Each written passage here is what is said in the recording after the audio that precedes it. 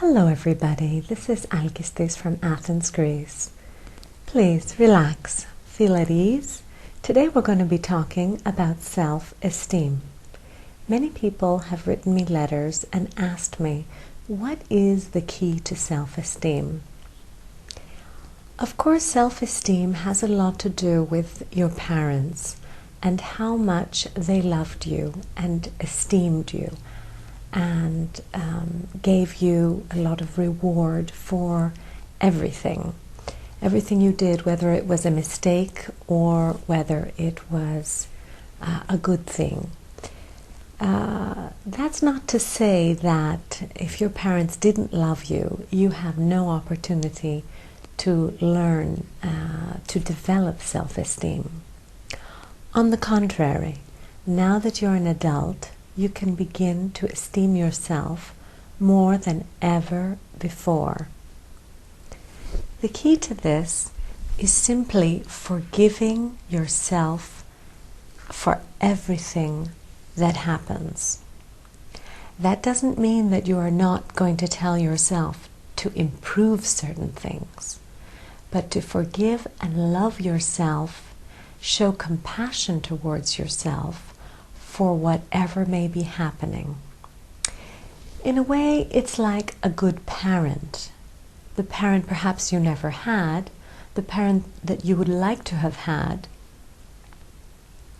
The loving parent esteems the child for absolutely every act.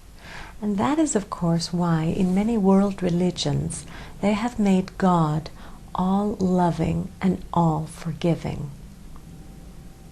Okay? God is love in most religions.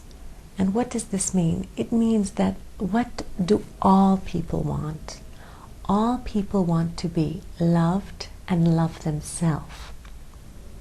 And therefore they have created God in their image. And now, as you are a modern person, you realize that the power to love yourself is within yourself. The power to esteem and forgive yourself is within yourself, and you don't actually need it from somewhere else. You don't necessarily need an imaginary friend to give you that love. You are the generator of love towards yourself and others.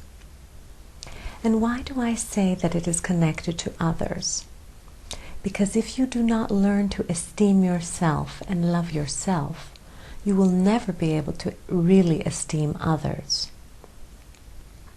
And after all, the person you most need to esteem is yourself. So that way your own cup is filled and your cup is run over, which means that you have enough to give to others.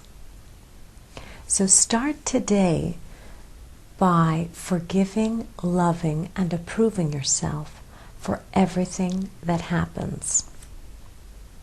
Even if you've made a mistake, what you will do is separate the person from the deed.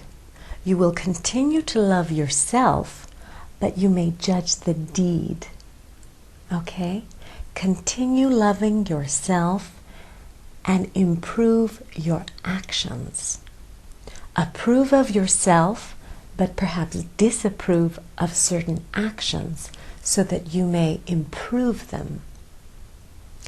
And this is a message, in fact, that we should have gotten from our parents, that they love and respect us, and yet some of our actions need improving. It is the same way you will begin to see others. You will love them regardless, yet you will judge their actions as being correct or incorrect. When you judge their actions and not the person, you are going to be continuously in a state of love and forgiveness and self-esteem. Learn to love yourself first, and then you will begin to love others.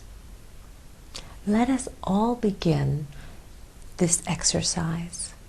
Understand that your so-called enemy at this point is a victim of his own egotism. You can love your enemy, but judge his actions.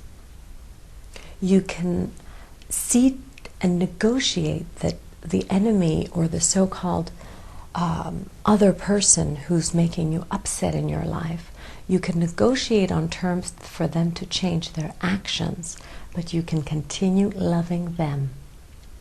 Okay? It's like, I love you, but I don't necessarily want to live with you. Or I love you, but I would like you to change these actions. In that way, you will also speak to yourself inwardly, and you will begin to watch the action of self-transformation before your very eyes.